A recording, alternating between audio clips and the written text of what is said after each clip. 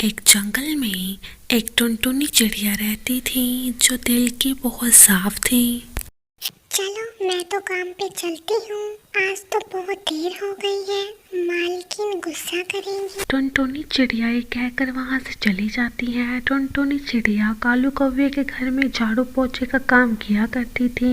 एक दिन अरे कालू जी, मेरे पास जो 10 लाख रुपए का सोने का हार है, मुझे उसकी चिंता लगी रहती है कि जैसे टुनटुनी घर में सफाई करने आती है, कहीं वो हाथ ही ना साफ कर जाए। इसीलिए आप अपनी आंखें और कान खुली रखा करो और मेरे हार का ध्यान रखा करो कि कहीं वो चुरा कर ही ना चली जाए। काली कौवे की ये सब बातें खिड़की से बंटी कबूतर सुन रहा था। एक दिन काली कौवे घर से बाहर जाती है। अरे कालू जी, मैं आज बाजार जा रही हूँ और मेरे पीछे से घर का ध्यान रखिएगा और मेरे 10 लाख के सोने के हार उसका अच्छे से ध्यान रखिएगा कि कहीं कोई चुरा ही ना ले जाए। मैं चलती हूँ। काली कौवे घर से चली जाती है। उधर काला कौवा कहता है, अरे मुझे तो खेतों में पानी देने जाना है, वरना मेरी सारी फसल बर्बाद हो जाएगी। वैसे भी टुनटुनी घर का काम करने आने वाली है, वो घर का ध्यान रख लेगी। थोड़ी देर बाद कालू कौवा भी घर से बाहर चला जाता है। बंटी कबूतर कालू कौवे को घर से बाहर जाते हुए देख लेता है और काली कौवे का सोने का हार चुरा कर वहां से चला जाता है। बंटी कबूतर उस हार को टुनटुनी के घर पर ले आता है और टुनटुनी के घर में रख देता है और वहां से चला जाता है। अगले दिन टुनटुनी इस हार को देखती है। भगवान, कितना सुंदर हार मेरे घर पे कैसे आ गया? मैंने तो नहीं खरीदा, शायद ये भगवान ने ही मुझे तोहफा दिया है। अब मैं इस हार को पहन कर कल काम पर जाऊंगी, सब देखते रह जाएंगे ये भगवान का दिया हुआ तोहफा है। उधर काली कौवे को अपना हार नहीं मिलता, वो बहुत परेशान होती है। हे भगवान, मेरा सोने का हार कहाँ चला गया? अरे कालू जी, जल्दी यहाँ आइए, देखिए मेरा सोने का हार यहाँ नहीं है।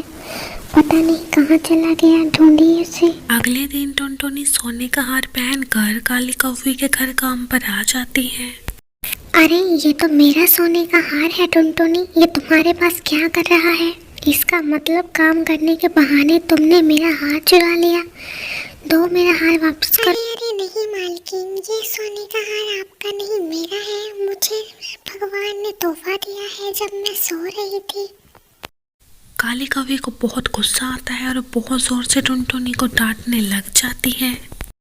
काली कौवे टुनटुनी के गले से हार को छीन लेती है और उस पर बहुत चिल्लाने लगती है।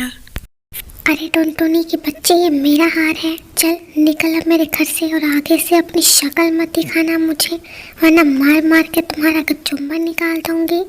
चोर कहेंगी, एक तो काम दिया ऊपर से चोरी करती है। टुनटुनी उदास होकर अपने घर में बैठी रहती है। हे भगवान, तू तो जानता है मैंने कोई चोरी नहीं की, फिर भी मेरे ऊपर इतना बड़ा इल्जाम लग गया। मुझे लगा था वो तोहफा भगवान जी आपने मुझे दिया है। तभी वहाँ बंटी कबूतर जादू से प्रकट हो जाता है। अरे टुनटुनी, मैं जादुई कबूतर हूँ, वो हार मैंने तुम्हारे घर पे रखा था। जो कुछ होता है अच्छे के लिए होता है। कल तुम्हें जंगल को छोड़कर पहाड़ी वाले जंगल में चले जाना और पीछे मुड़कर मत देखना, तुम्हें तुम्हारे सारे सवालों का जवाब मिल जाएगा और तुम खुशी खुशी रहने लगोगी। अगले दिन टुनटुनी बंटी कबूतर के कहे अनुसार जंगल छोड़कर जाने लगती है। रास्ते में कालू कौवा टुनटुनी की बुराई कर रहा था। अरे पक्षी, उस टुनटुनी ने मेरी पत्नी का सोने का हार चुरा लिया था। अरे हाँ भाई, ये गरीब पक्षी होते ही चोर हैं। अरे टुनटुनी को तो जंगल से बाहर निकाल देना चाहिए, वरना किसी और के घर भी चोरी कर सकती है। ये सब बातें टुनटुनी सामने वाले पेड़ पर बैठी सुन लेती है और बहुत उदास होती है और वहां से चली जाती है। टुनटुनी गुस्से में बस उड़ती चली जा रही थी, उसे नहीं पता था कि वो कहाँ जा रही है। अचानक उसे एक सोने से लदा हुआ पेड़ दिखता है। अरे ये कैसा पेड़ है?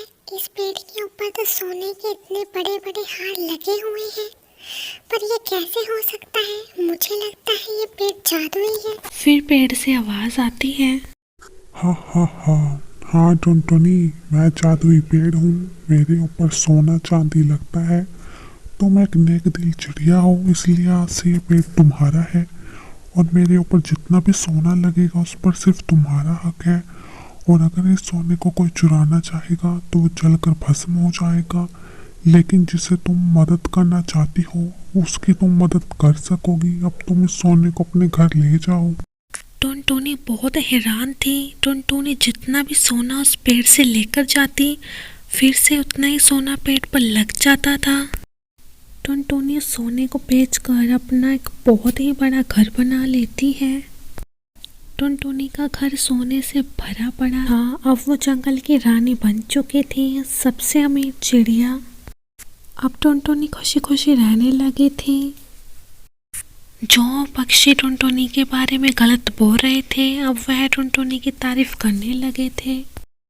अरे अरे जाओ कालू भैया, तुम तो टुनटुनी के बारे में क्या क्या बोल रहे थे, वो पता है कितने नेक दिल चिड़िया है। जाओ यहाँ से। अरे काली कौवी, तुमने जिस चिड़िया पर चोरी का इल्जाम लगाया था उसके घर में सोना भरा पड़ा है। वो जंगल की रानी चिड़िया है, हमें तो वो अपने आसपास भी भटकने नहीं देगी। और तुम जाकर उससे माफ़ी मांग। अरे कालू जी, मैं कल ही वहाँ जाती हूँ और टुनटुनी से माफ़ी मांग लूँगी। वो टुनटुनी बहुत ही नेक दिल चिड़िया है, वो मुझे ज़रूर माफ़ कर देगी। दोस्तों, जब हम गरीब होते हैं तब हमारा कोई दोस्त नहीं होता, लेकिन जैसे ही हमारे पास पैसे आ जाते हैं हमारे दुश्मन भी अपने बन जाते हैं।